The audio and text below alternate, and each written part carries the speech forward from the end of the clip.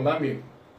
O tema é sobre o conhecimento, ou seja, da ciência de Deus, das coisas que já aconteceram desde o princípio do mundo e as coisas que estão acontecendo e que vão acontecer. Mas, meus amigos, essas religiões em nosso tempo, no mundo todo, são ao contrário das palavras de Deus e do seu Filho Jesus, e colocam os seus falsos pastores para enganar e destruir, roubar, para contrariar todas as coisas que saem de Deus. Então, amigo, você quer saber aonde que está a árvore da vida? Então, a maioria das pessoas sabem ou já viram falar ou leram nas Escrituras que quando Deus criou o mundo, também formou o jardim no Éden. E no meio do jardim do Éden colocou a árvore da ciência, do bem e do mal. Então, amigo, por causa do fruto dessa árvore, através de Adão, conhecemos o bem e o mal. Ou seja, todo ser humano conhece o que é certo ou o que é errado. Como está escrito nas palavras de Deus. Gênesis capítulo 3, versículo 22, que diz: Então disse o Senhor Deus: Eis que o homem é como um de nós, sabendo o bem e o mal. Ora, para que o homem não estenda sua mão e tome também da árvore da vida e coma, e viva eternamente. Então, meus amigos, vocês viram que também no jardim tinha a árvore da vida.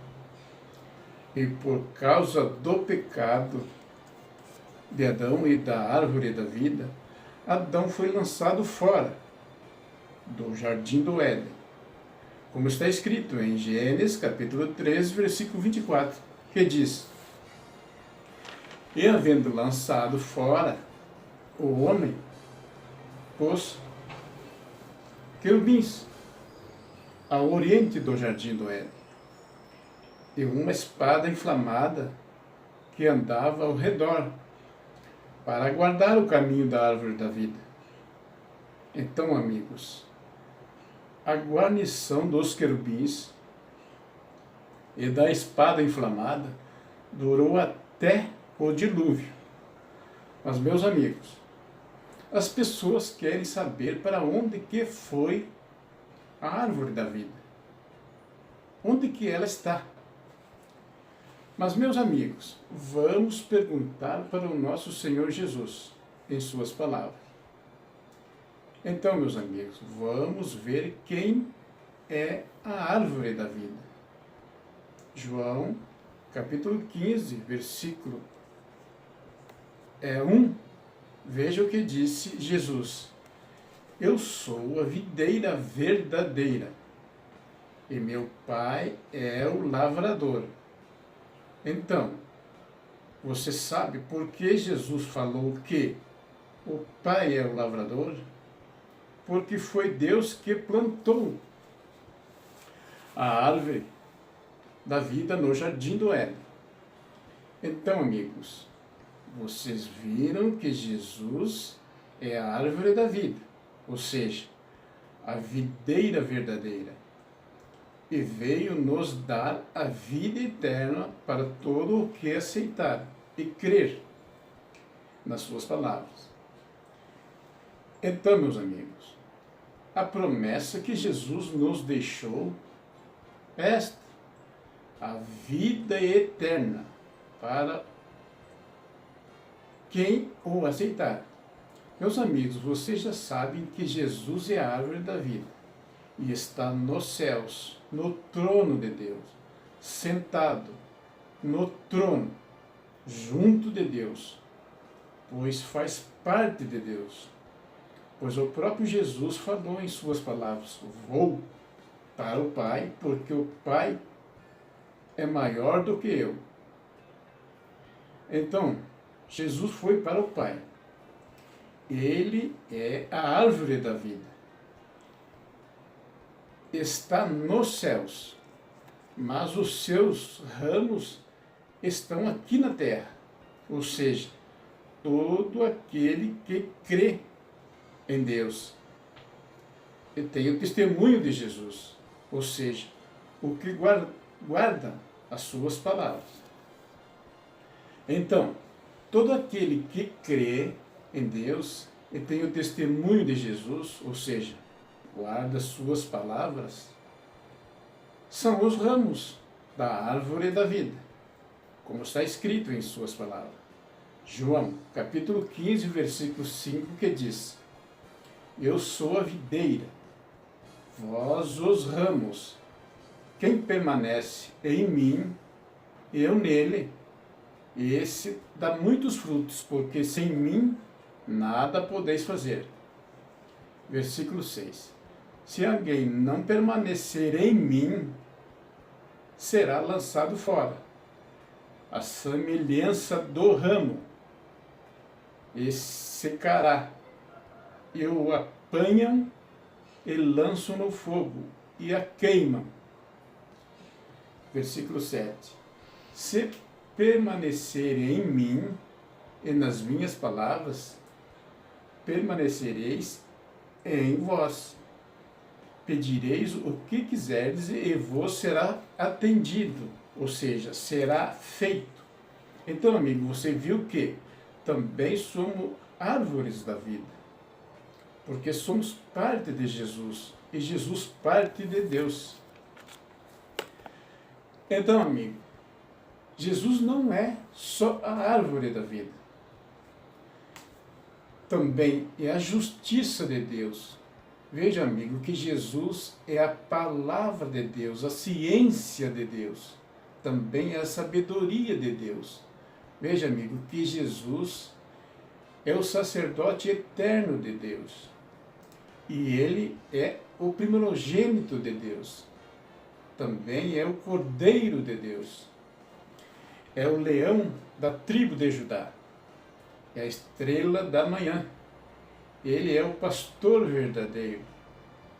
O nosso Jesus também é o poder de Deus, o braço direito de Deus, porque o próprio Jesus falou em suas palavras que o Pai tinha dado todo o poder para ele aqui na terra, como está escrito em João 17, versículo 2, que diz assim: como me deste poder sobre toda a carne, a fim de que ele conceda a vida eterna a todos os que lhe deste. Este Jesus veio ao mundo para salvar o mundo, mas nem todos o aceitaram. Mas aquele que o aceitar será filho de Deus. Então, amigo e amiga, esse Jesus que falamos é o Filho amado de Deus.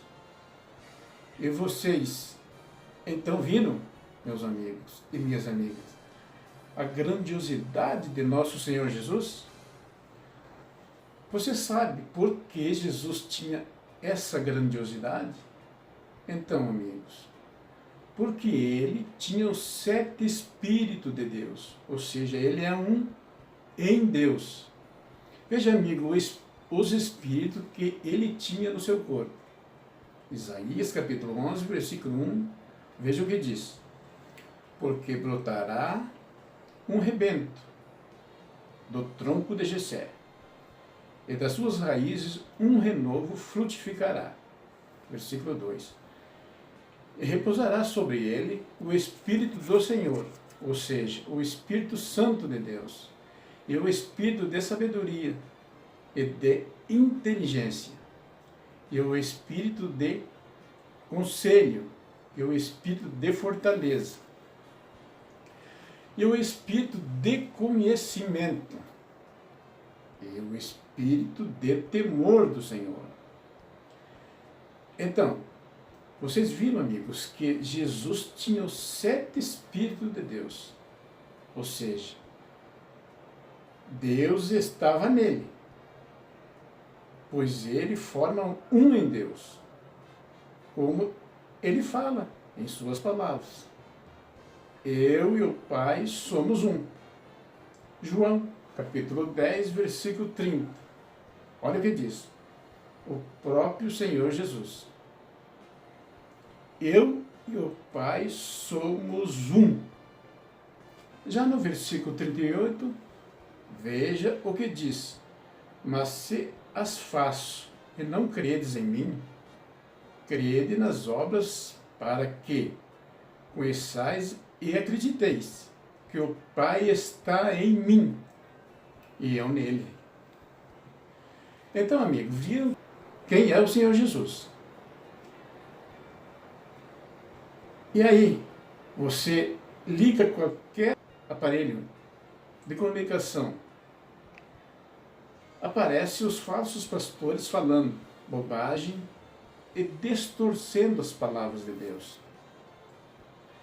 Então, amigo, se você tiver qualquer dúvida sobre os vídeos, pode ligar e fazer sua pergunta pelo telefone 51 99 64 30 64 3,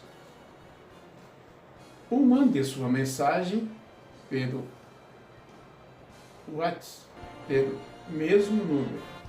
Bom, agradecemos em nome de Deus e de seu Filho Jesus e do Espírito Santo de Deus. Amém.